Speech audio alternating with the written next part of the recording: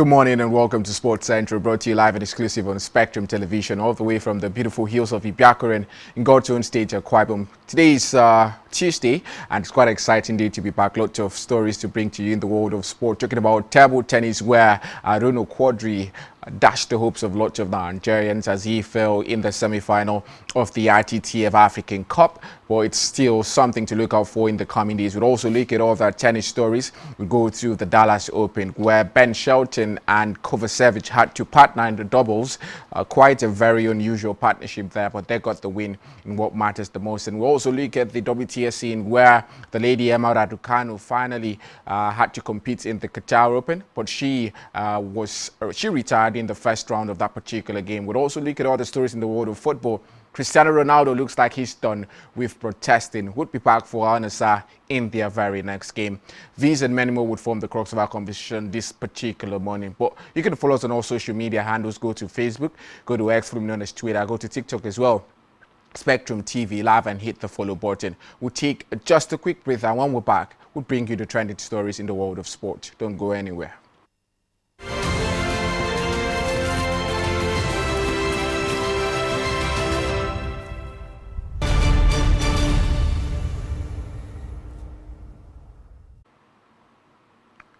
We'll start with table tennis stories now, with Assar reaffirming his status as Africa's most successful men's table tennis player on Monday, capturing a record 7th men's singles title at the ITTF Africa Cup in Benghazi, Libya. The tournament also saw Egyptian teenager Hannah Goda continue her rapid ascent, while Algeria's Tania Maurice announced herself on the continental stage. Assar delivered a dominant performance throughout the competition, completing the tournament without dropping a single set. Across 6 matches, the Egyptian star swept aside most of his opponents by 3-love or 4-love margins and sealed the title with another commanding 4-love victory. 12-10, 11-8, 11-7 and 11-7 over Algeria's Mehdi Boulouza in the final. The triumph marked a successful defense of the title Assar reclaimed in 2025 and further entrenched his record as the only male player to win the African Cup 7 times. Despite falling short in the final, Boulouza enjoyed a landmark campaign, becoming the first Algerian to reach the Africa Cup men's singles final. The 22-year-old produced one of the tournament's most memorable matches in the semi-finals, edging Nigeria's 5-time champion Quadri Aruna 4-3.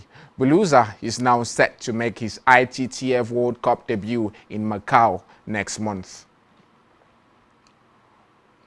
Now to tennis proper, where Emma Raducanu retired from her first-round match against Camila Osorio at the Qatar Open 2 days after losing the Transylvania Open final. The British #1 called the trainer to have her blood pressure taken after being broken at the start of the 3rd set and after going 2-love down in the decider to Colombia's Osorio. She forfeited the match, and Raducanu had won the first set 6-2 before conceding the second 6-4. On Saturday, the 23-year-old featured in her very first final since 2021, but was beaten in little more than an hour by Sorana Cester at the Transylvania Open. Raducanu also had her blood pressure taken in that match, and afterwards revealed her fitness had been affected because she was battling a bit of a chest infection. Our thoughts and prayers are with the lady Emma Raducanu. But we'll go straight to the ATP scene of tennis, where Hugo Humbert delivered a clutch deciding set performance on Monday to earn his maiden win at the ABN AMRO Open, where he upset former champion Daniil Medvedev 7-6, 3-6, 6-3, relying on his slippery left-handed serve and rock-solid defense under pressure. Humbert served all 6 match points he faced in the final set. With the victory, the 27-year-old improved to 4-1 in their ATP head-to-head series and handed Medvedev his first opening round loss since last year's US Open. Humbert is chasing his 8th ATP Tour title this week and his 5th on indoor hard court. The former number 13 player in the ATP rankings will next face Dutch wildcard Guy Den Ouden or Martin Fustovic as he looks to build momentum at the ATP 500 events. And now to Formula One, where Lando Norris' confidence is even higher for the 2026 Formula One season after he won his first driver's title last year.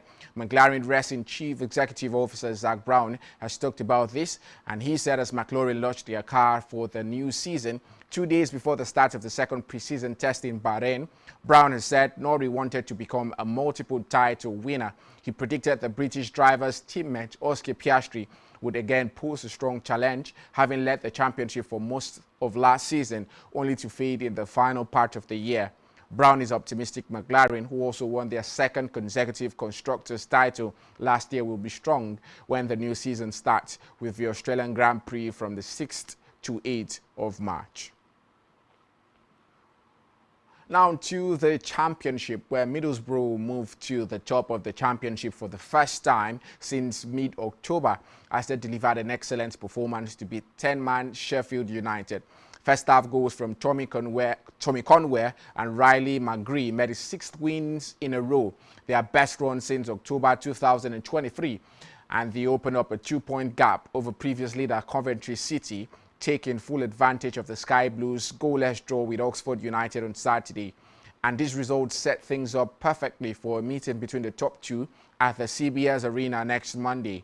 Patrick Bamford halved the deficit on 73 minutes for the Blades, but their hopes were dashed as substitute Joe Rothwell was sent off on his debut for a wild lunge on Alan Brown.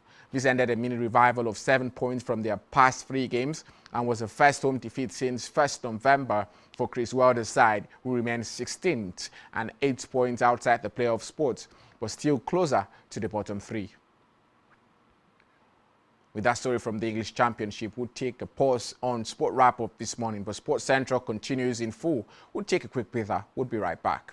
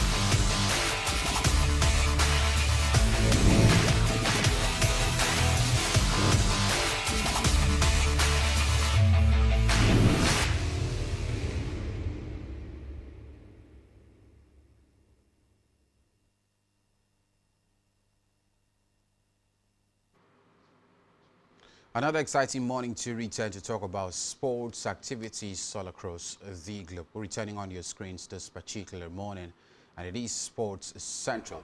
I am Mutube David, super delighted and happy to return to look at all of these conversations with you. Well, earlier we talked about trending stories emanating from the world of sports, but we'll be holistically looking at not just the trending stories, but other stories as well. The world of basketball, served us with so many matches in the early hours of today. We'll also look at some top-level events in the world of tennis in the build-up to the first 1000 Masters event scheduled for later this particular month. We'll also look at the world of football as well, with the English Premier League matches, midweek games starting today and running on to Thursday. We'll talk about all of that on the show this fabulous morning. Well, you earlier saw Fonobong Itina, and that's the man that we'll be having this conversation with on the show this beautiful morning. Well, good morning to you, Mfon. I'd like to do this with you once again. Excited to be here, UT. Lots of exciting features to talk about. Alex Sekucho gave an interview yesterday. Yeah. After that interview, I was quite excited to, have an in-depth knowledge of a lot of things about the man personally. He said one of his dreams is to become the Real Madrid coach, and lots of Africans already coming out to say, "Man, come on, you are allowed to dream, but that one looks a little bit delusional." I'm just imagining. Many would say every single, coach or even player has ambitions of playing for top clubs. Exactly. So I would say we cannot slack the man, but it's good to see. He also talked about the likes of Victor Osimhen playing through injury at the AFCON. I never even knew that the man had to play from the very first game. He played through injury. That's one of the reasons he did not even play the third place match. So good to see that bulk of our Nigerian players are not just out there for the money. They also want to represent the country because they love the country. I think it brings out that stereotype. It squashes that stereotype that Nigerian players do not play for the the country as well as they play for their clubs. It shows that they also want to bring glory back to the nation. It reminds me of a video I actually came across, I think that was yesterday, about Victor Osimhen talking to some academy players in Lagos, a group of academy players Beyond in Lagos. Limits? Yeah, Beyond Limits, yeah. Yeah, Beyond Limits. Yeah. So actually, was given the players advice, and one thing he mentioned that was very striking. He said you have to trust in God, and then and I smiled, and then at the end of it, had some good landing with 10 million naira for the players. It was quite good, quite motivational for those players who are also looking forward to be like Victor Osimhen. But let's start off the conversation this morning from the exciting world of table tennis. It has to do with the ITTF Africa Cup, where Nigeria's biggest name in the world of tennis, talk about Aruna Quadri, was being knocked out at this particular stage of the competition. Well, one good news is the fact that he has officially qualified for the ITTF World Cup that is scheduled for this year. But the hopes of the man reclaiming the ITTF Cup came to an end, yes, at the Assar Sports Cultural Social Club, Benghazi, Libya, just yesterday after a nervy, game that spanned through several sets. But Algeria international Mehdi Boulousa got the better of Aruna Quadri in this one. So Mehdi Boulousa have actually made it to the finals of this particular competition, and he will be facing Egyptian Omar Assar in the finals of it. Well, very disappointing, a game for the man Aruna Quadri. If you look at the entire set, it was more dominated by the man Boulousa in this particular one. But now, many looking forward to what next for him, which is the ITTF, World Cup. Well, there are other, several, ITTF competition that will come before the end of the year. But I think the biggest one would be the World Cup that comes up in no distant time. Yeah. The man, Aruna Quadri, rather, couldn't make it to the finals. But then, having to be the only West African representative at the semi-final of this competition was actually, of course, a big question as regards what other West African, opponents, West African representative are doing in table tennis. And it just looks like we do not really have enough quality when it has to do with table tennis, especially from this part of Africa. I think you're right, because when you look at Nigeria, look at Ghana, you look at Senegal, you don't really have a lot of top names when it comes to table tennis. I think it also boils down to the fact that we don't have our government, prioritize table tennis. They have their side set on other sports, and that's why you see Ghana will dominate in football. We see bulk of those countries doing quite well in football. But when it comes to table tennis like this, nowhere to be found. I don't know, Quadri is maybe one of the best names from the whole of the West African region. He's been that shining light for West Africa and even Nigeria as well. I think without Aruna Quadri, we might not even have mentioning the sports table tennis in Nigeria, but Aruna Quadri has put us on the map when it comes to table tennis. And 2 years ago, and we're expecting that meteoric rise like we saw with Aruna Quadri. Absolutely. But in recent times, the man has not really participated. I think it boils down to the fact that table tennis as a sport is not actually creative as of a sport. You have to, because I look at the prize money for bulk of these competitions that I just laugh because competing in other sports like football, you earn far more than what the likes of get to the international stage. You start having sponsorship and all of that, like Aruna Quadri himself. But at the lower stage of that competition, table tennis competitions in Nigeria, I see the prize money sometimes. You just look at the prize money, come on, playing as a footballer, you earn how much you earn in Nigeria, maybe 50,000 naira per week. As playing for a club side like Aqua United, it's even more than that. So a bulk of the youth who probably might be excited about playing table tennis cannot even further their ambitions of doing that because the money's not there. So I think it's left for us to see sponsorships for this tournament in Nigeria, because that's how you even get to raise your talent. Without competitions in Nigeria, we'll not have people who can play table tennis come out to say I can play table tennis. So we need to have more sponsorship. The Ministry of Sport has to create it, but I don't know if we have a federation for table tennis yet. I've not really heard about that. Yeah, we have. I think we need to do more concerning that. We should make it more mainstream. We should make it more known so that we can have more talent. Because I'm sure in a country of over 200 million people, we'll definitely have people who can play table tennis. We used to play table tennis in my school, but we didn't really take it serious because it's not something to be taken seriously. That's how we just look at it. So more like persons playing table tennis in this part of the country just play it for fun.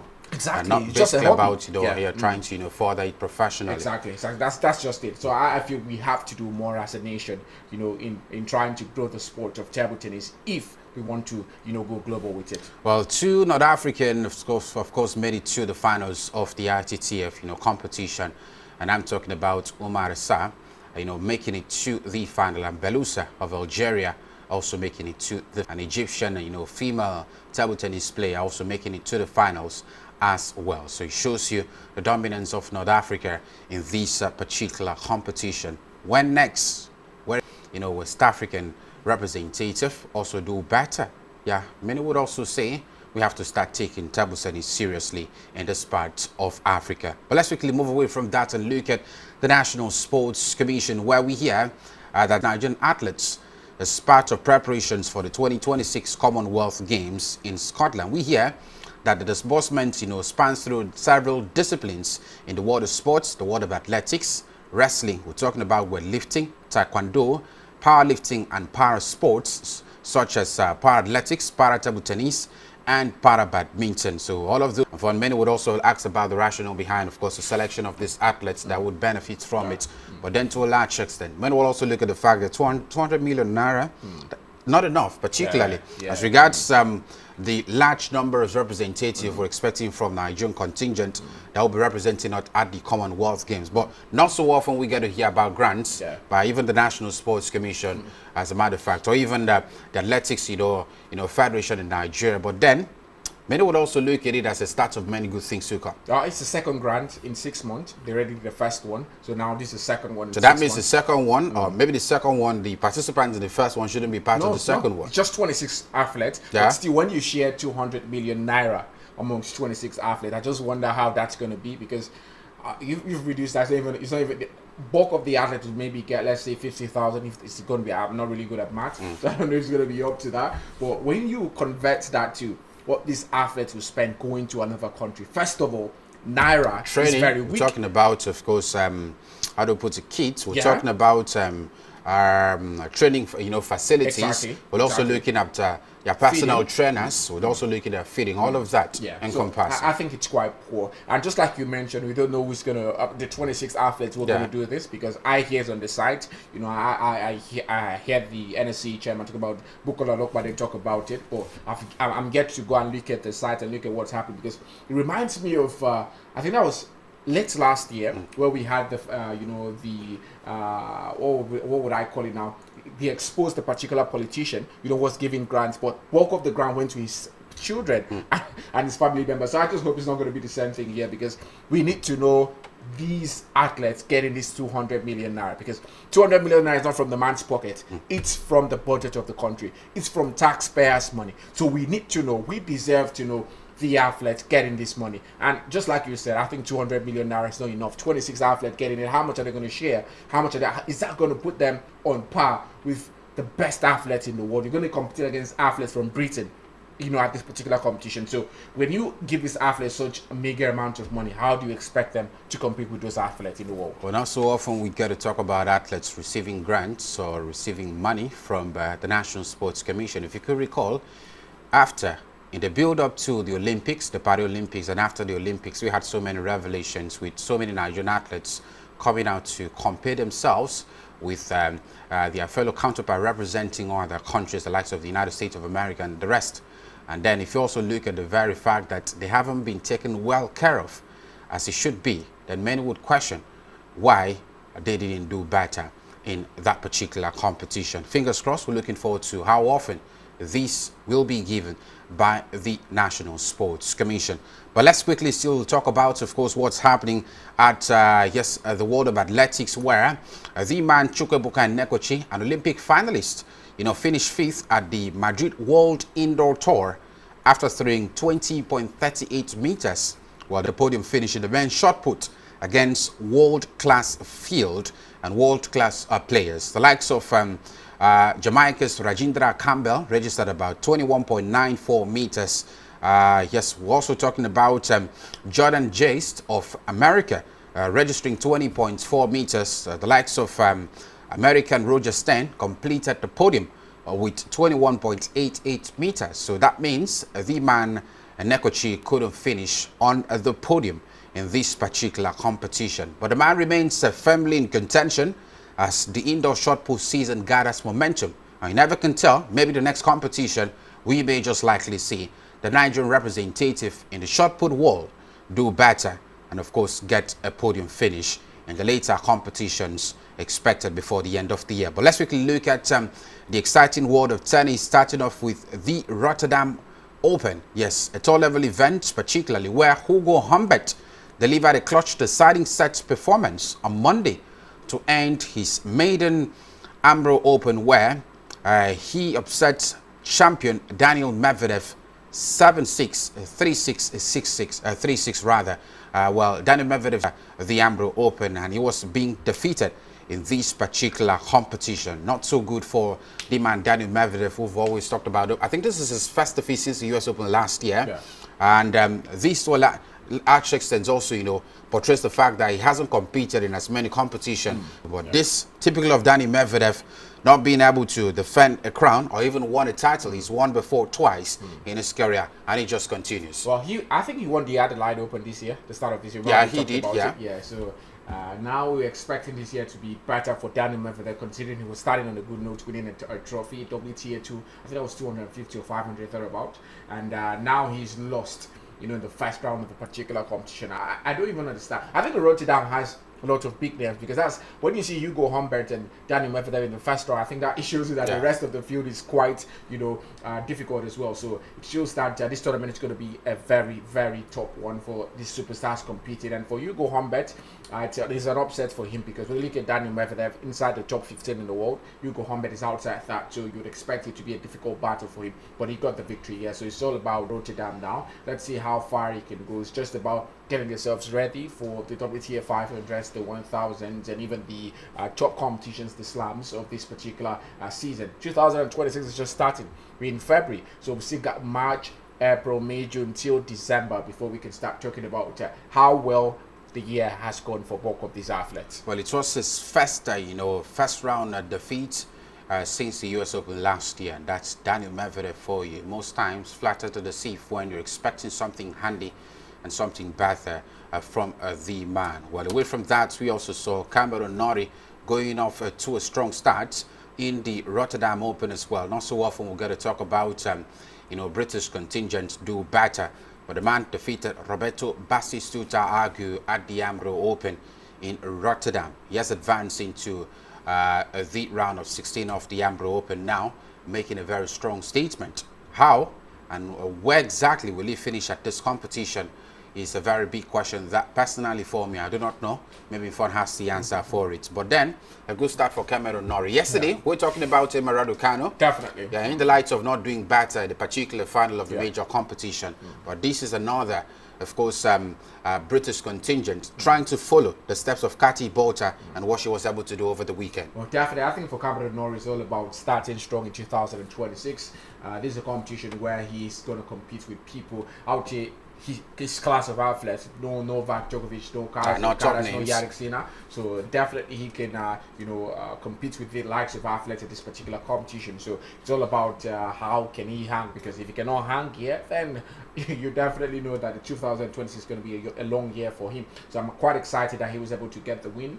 But when you're beating Roberto Bautista, it's not really a top name when it comes to tennis, especially in recent times. So I'm not really sold on Cameron Norrie. I'd have to see him in the round of 16 when he meets a more improved opponent, a more a higher ranked opponent, and let's see if he's got what it takes to keep 2026 as a year of Cameron Norrie. Well, of course, we're looking forward to see what Cameron Norrie can do in this one. Away from that, home hope, Botic van der Zalzop, started on a good note in his own journey at the Rotterdam Open. Well, when you're actually a home favorite, you will always, get the support of the home team, and that's what the man is getting at the moment. Ben Shelton at the Dallas Open, we here will partner with Kovacevic for the Dallas doubles, and the man, of course, got a victory, as a matter of fact, in their first double partnership. Sebastian Korda in the other game, did something very handy. The man earned his 150th tour level win,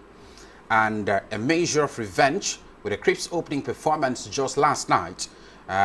When he got the better of his opponent, particularly at the ATP 500 tour level event. It ended 6-3, 6-4 in favor of Sebastian Korda in this particular one, 150th tour level event. But many would ask questions: how many trophies has the man gotten to his name? A big question right there. We also hear that home favorite Echeverry made fast start in Buenos Aires and continuing to, of course, wax strong. Looking forward to something very handy for himself at this particular competition. Still talking about the Qatar Open. This time around in the WTA category, we hear Emma Raducanu. Unfortunately, the lady retired at this game in the first round of the match. She played against Camila Osorio Fon.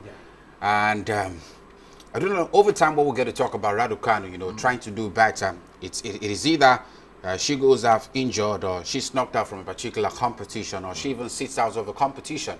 And here we are again, injury worries to Emma Raducanu. This is just the second month of the new year. Well, I think it's quite sad, especially for me. I was expecting a lot from Raducanu. I believe she's got what it takes to, compete with the best in the world. And with Emma Raducanu now competing, I was expecting her to sit out of this particular competition.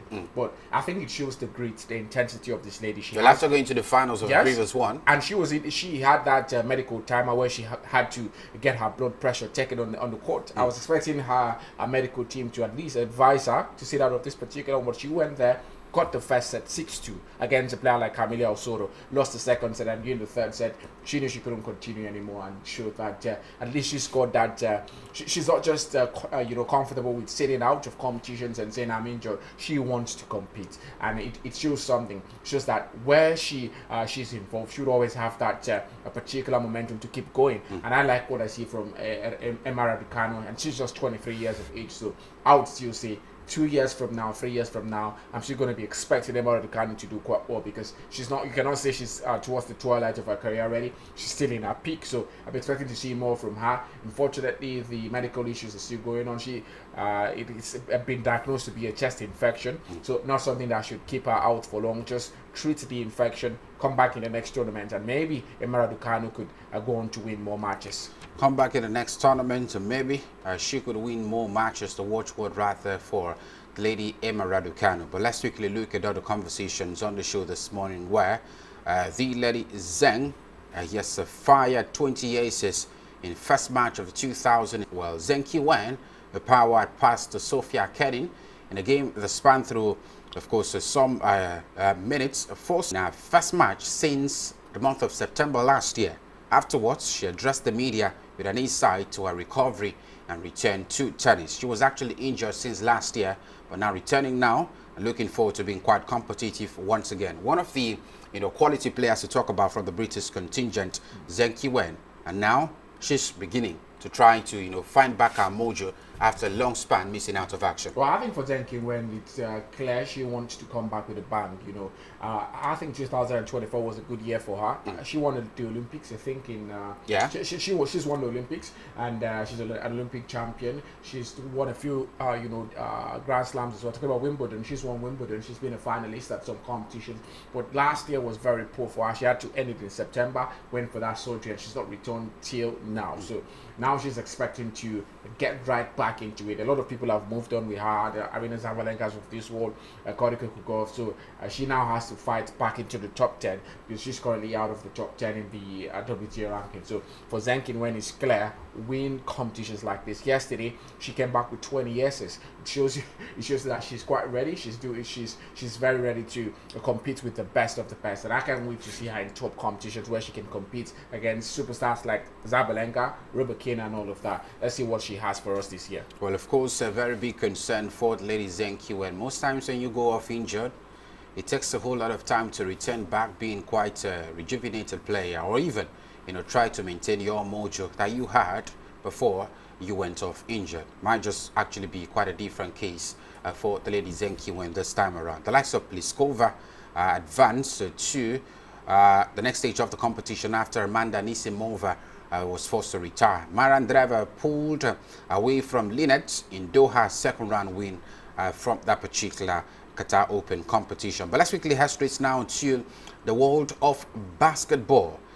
We start off the conversation from the Golden State Warriors, where we hear that Warriors Steph Curry won't play in the All-Star game as he deals with any problem. And that's quite, of course, sad for the man. The man is set to miss the 2026 NBA All-Star game with right knee injury. He has to sort that out first before he's able to even think about playing regularly, even for his franchise. But quickly we hear that the Warrior star Jimmy Butler has surgery on torn ACL, anterior cruciate ligament. Wow. Not often we get to hear, of course, ACL injuries, particularly for players like Jimmy Butler. And now it has happened for him. And then we're looking at recovery process now for the man, Jimmy Butler. And of course, trying to be better. I do not know. Most times when you have ACL injuries, you may just actually be sitting out of the season. And that could also be the same case for Jimmy Butler. Steph Curry is out, and now we're talking about Jimmy Butler. He might just actually, of course, make the depleted Golden State Warriors side quite a struggling side without their superstars. Well, I think they've already had a very, I would say, lackluster season compared to the Warriors. We know not been winning lots of games. Now they've got Steph Curry out, they've got Jimmy Butler out. I think it's going to get worse for the Warriors, but still in line to finish in the playoff spots. Let's see if other players can step up and try to help the Warriors in the absence of bulk of these key players, because the Warriors are always a good side no matter what. But Jimmy Butler and Steph Curry have contributed to bulk of these good performances by the side. So it's now left to see if the other fringe players can step up. Well, stepping up would be a very big question, but away from that now, straight to some of the games we saw in the NBA this morning, where the Oklahoma City Thunder got past the Lakers 119 points to 110 points, with Luka Doncic being sidelined in the game was a big conversation.